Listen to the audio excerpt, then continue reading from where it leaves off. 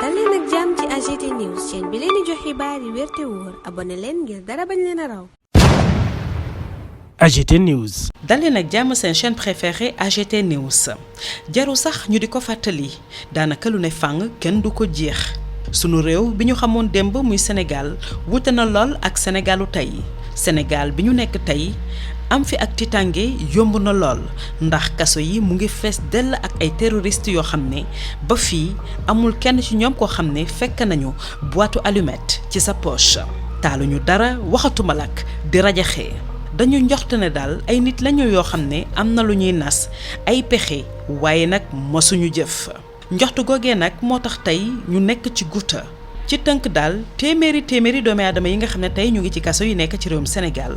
amul benn preuve boo xam ne teg nañ ko ci seen ndodd rawatina charge bu sérieuse boo xamante ne mën na leeral li tax ñu daal di toog ci kaso bi boobook léegi ñoom tey seen crime mën nañ ko tënk ci lii muy ay kilifa borom kër wala ay soxna ba ci sax ay njagamaar yi nga xam ne tey ñoo fa nekk seen crime du lenn lu may jege benn njiit boo xam ne da yëngu ci wàllum politique nekk nag ennemi public numéro 1 régime bi nga xam ne Macky Sall moo ko jiitee duñu ay reykatu nit duñu itam ay criminel économique maanaam samba boy yoo xam ne dañ naan tongaañ alalu réew mi te du mujjee fenn kenn ci ñoom sax dafa doon taxaw kenn ci ay naataangoom yoo xam ne dafa newoon ci jafe-jafe ci misaal ndax ku bon dina xool keneen la koy métti mu ko koy fajal am déet laaj la bu ñu samp ci tënk daal li am ba des mooy ne ñii dañu am gis-gis yoo xam ne dafa wuute ak gis-gis bi nga xam ne ñi yor nguur gi tey bëgg nañu askan wa di fa xool muy ay pàpp ak ay yaay yoo xam ne tey dañu leen xañ seen liberté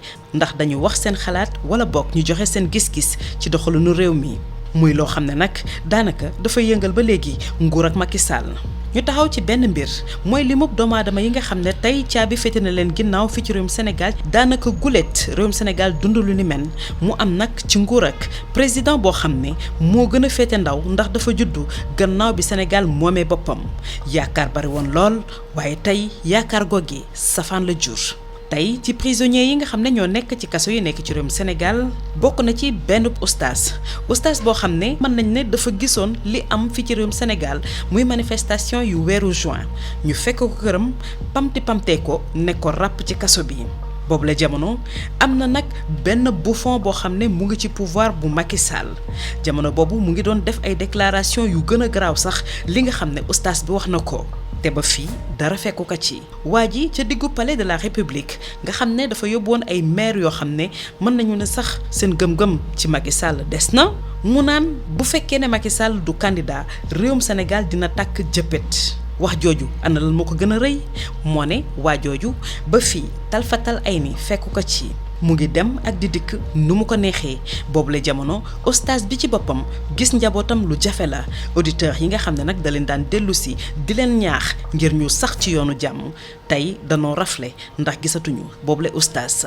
ñu dellu ginnaaw tuuti amoon na itam fii ci réewum Sénégal ab faux monnayeur di Bougazelli moom mu ngi am liberté provisoire lu ëpp ñetti at a ngi nii mu nekk ci ay appartement mu mel ni ñi yëngu ci wàllum yoon ak procureur de la République dañu ko fàtte ndax nag li leen gën a yitteel mooy topp ñii di def ay audio ak ay vidéo yoo xam ne nee nañ kat baaxul ci njiitu réew bu Sénégal bu loolu yëpp weesoo ñu daal def taxaw seetlu mooy na nag tey jot na ñu dellu siwaat jàmm ak salaam fii ci réewum Sénégal ubbi buntu prison yi te bàyyi téeméeri doomi aadama yi nga xam ne ñoo ko feesal dell seen place kat du foofee ndax amal nañu njariñ lool société bi ñoo ëppal sax mën nañu ne njariñ ña nga xam ne ñoo leen fa yóbbu duñu niilal lépp ndax nag député Birame Souleye Diop feexal nañu ko naka noonu naataangoom bii di El Malick Ndiaye waaye nag baal bi warta yem foofu dafa war a law ci téeméeri ndaw yi nga xam ne tey dañu leen xañ seen liberté ci mbir yoo xam ne yëfi caaxaan la. AGT News. Merci de suivre votre chaîne préférée AGT News.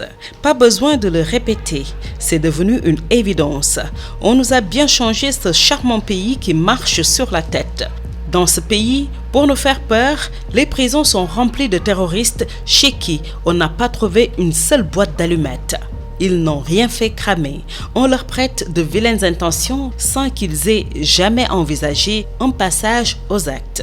Mais l'intention ne vaut-elle pas l'action? Sauf que cette intention supposée leur est seulement prêtée Bref, il n'y a aucune preuve, aucune charge sérieuse qui puisse expliquer leur long séjour en prison. Leur crime à tous ces pauvres hommes et femmes, à tous ces adolescents, c'est plutôt leur proximité avec un leader politique décrété ennemi public numéro 1 du régime en place. Ils ne sont ni tueurs, ni criminels économiques. D'ailleurs, l'un de ces détenus soignait même la misère de certains de ses compatriotes. De manière générale, tous ont dit des choses qui n'allaient pas dans le sens voulu par le pouvoir. Des pères et mères de famille sont en tout cas privés de liberté pour des délits d'opinion, parce qu'on les soupçonne d'être proches de celui qui est le cauchemar du pouvoir. Il faut dire que cet emprisonnement de masse fait terriblement désordre en 2023 et surtout sous le magistère finissant d'un président si jeune,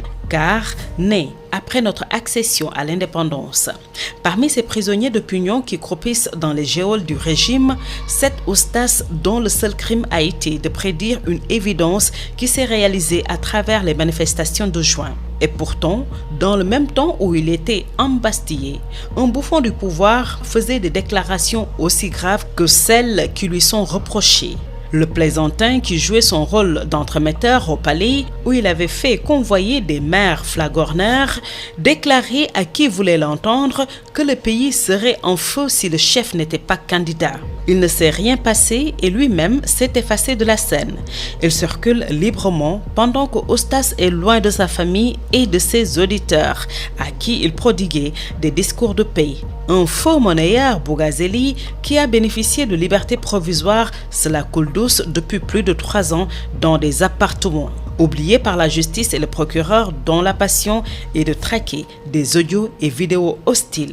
au chef. Il nous faut ramener la sérénité dans ce pays et ouvrir les portes des prisons afin de libérer ces centaines d'honnêtes gens qui n'ont pas leur place en ces lieux et sont beaucoup plus utiles à la société que ceux qui les ont privés injustement de liberté.